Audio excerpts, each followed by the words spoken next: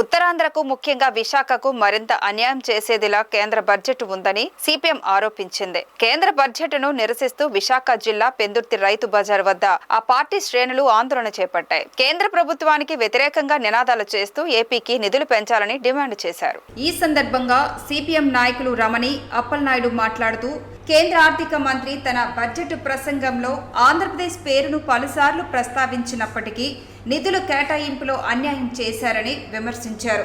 ప్రజలు పెద్ద ఎత్తున పోరాడుతున్నా విశాఖపట్నం స్టీల్ ప్లాంట్ ప్రైవేటీకరణ విరమిస్తున్నట్లు హామీ ఇవ్వకపోవడం దారుణమని మండిపడ్డారు.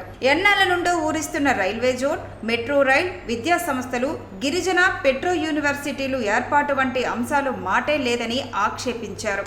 ఉత్తరాంధ్ర అభివృద్ధి ప్యాకేజీ ఎంత ఇస్తారో చెప్పలేదని, రాజధాని అమరావతికి 15,000 కోట్ల రూపాయలు ప్రపంచ బ్యాంకు ద్వారా అప్పులు ఇప్పిస్తామని మంత్రి పేర్కొనడం వల్ల రాష్ట్రానికి, రాజధానికి మేలు జరగదు సరికదా, మరింత ఆర్థిక సంక్షోభంలోకి రాష్ట్రం నెట్టబడుతుందని సిపిఎం నేతలు పేర్కొన్నారు. కేంద్ర ప్రభుత్వం బడ్జెట్ ని ప్రవేశపెట్టింది, నిర్మలాదేవి గారు ప్రవేశపెట్టారు. దీనిలో ఈ బడ్జెట్ లో ఎలా ఉందంటే, ఎవరైతే వాళ్ళు అనుకూలంగా ఉన్నారో, ఎవరైతే కోట్ల రూపాయలు ఖర్చాలు ఇస్తారో, ఎవరైతే దేశాన్ని దోచేస్తున్నారో బడాబాబులకు అనుకూలంగా రాయితీలు ఇచ్చేదని ఈ బడ్జెట్ ప్రవేశపెట్టడం అనేది జరిగింది. ఈ రోజు మధ్య తరగతి వాళ్ళకి కానీ పేదవాళ్ళకి కానీ ఈ బడ్జెట్ లో ఒరిగింది ఏమీ లేదు. అలాగే ఈ తెలుగు 2 రాష్ట్రాల్లో కూడా ఈ బడ్జెట్ లో కేటాయింపులు ఏమీ లేవు. ఈ రోజు బీజేపీ ప్రభుత్వం గత ఎన్నికల ముందు నుంచి కూడా ప్రత్యేక హోదా ఇస్తాము, ప్రత్యేక ప్యాకేజ్ ఇస్తాం, ఉత్తరాంధ్ర జిల్లాకి రైల్వే జోన్ ఏర్పాటు చేస్తామని చెప్పారు. కానీ చేయలేదు. ప్రజలు ఈ మోసాన్ని గమనించే తక్కువ సీట్లతో గెలిపించడం అనేది జరిగింది. అయినా బుద్ధి లేదు బీజేపీ ప్రభుత్వానికి. ఈ రోజు ఏదైతే విశాఖపట్నానికి ఉత్తరాంధ్ర జిల్లాకి ఇస్తామన్నారో వాటి మాట మర్చిపోయారు. రాష్ట్రానికి కేటాయింపులు ఇస్తామన్నారో వాటి మాట కూడా ఈ బీజేపీ ప్రభుత్వం మర్చిపోయింది. మరి తెలుగుదేశం, జనసేన దోస్తులు ముగ్గురు కలిసి ఎన్నికల్లో పోటీ చేసి ఎక్కడో ఉన్న బీజేపీని పైకి తీసుకొచ్చి ఈ రోజు ఇక్కడ ఆంధ్ర రాష్ట్రంలో గెలిపించడం అనేది జరిగింది. మరి వాళ్ళు అడుగుతారా లేదా అనేది సిపిఎం పార్టీగా మేము డిమాండ్ చేస్తున్నాం. ఎందుకంటే బడ్జెట్ అంటే అందరికీ ఆనందంగా ఉంటుంది, కానీ ఆ బడ్జెట్ లో ఎవరైతే అనుకూలంగా ఉంటున్నారో, ఎవరికైతే అనుకూలంగా బడ్జెట్ పెట్టాలో వాళ్ళు మర్చిపోతున్నారు. ఈ రోజు మహిళలకు అధికారత, మహిళలకు అధికారత అంటున్నారు. అక్కడ బడ్జెట్ లో మహిళలకి కేటాయింపే లేదు. ఈ రాష్ట్రానికంటే లక్షల కోట్లు అప్పు ఇస్తున్నారంట. పోలవరం పూర్తవ్వాలన్నా ఏం పూర్తవ్వాలి, కానీ అప్పు కాదు రృష్టించవలసింది.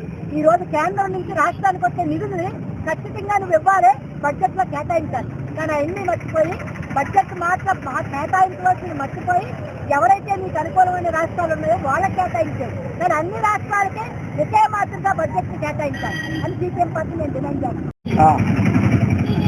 కేంద్ర ప్రభుత్వం మోడీ గారి నాయకత్వంలో నిర్మలా సీతారామన్ గారు బడ్జెట్ ప్రవేశపెట్టారు. అది ఎవరి కోసం ప్రవేశపెట్టారు? మీడియా మొత్తం చూస్తుంటే ఆంధ్ర రాష్ట్రానికి వరదలాగా సాయం చేసేస్తారని చెప్తున్నారు. కానీ ఆంధ్ర రాష్ట్రానికి ప్రత్యేక హోదా ఏదయ్యా మోడీ అని మేము ప్రశ్నిస్తున్నాం. సామాన్య ప్రజలుగా ఆంధ్ర వెనుకబడిన జిల్లాలకి, ఉత్తరాంధ్ర, రాయలసీమ వెనుకబడిన జిల్లాలకి ప్రత్యేక ప్యాకేజ్ ఏదయ్యా అని చెప్తాం. అప్పులు ఇవ్వడం కాదు, జిఎస్టీ రూపంలో పాలు మీద, నీరు మీద, గాజు గుట్ట మీద కూడా, అంటే బ్యాండేజ్ చేసిన గుట్ట మీద కూడా మీరు పన్నులు వసూలు చేస్తారు. జిఎస్టీ రూపంలో వేల కొద్ది వసూలు చేస్తున్నారు. వేల కొద్ది వసూలు చేసి మీరు ఇచ్చింది రాష్ట్రానికి అయితే పేదలకు ఇవ్వలేదు, పెద్దవాళ్ళకి ఇస్తున్నారు. దయచేసి మోడీ గారు ఆంధ్ర ప్రజలు వెనుకబడి ఉన్నారు. విభజన హామీలు అమలు చేయండి. విభజన హామీలు అమలు చేయకపోగా ఆంధ్ర రాష్ట్రానికి మీరు అన్యాయం చేస్తున్నారు. పెట్టుబడి దానికి మీరు కొమ్ము కాస్తున్నారు.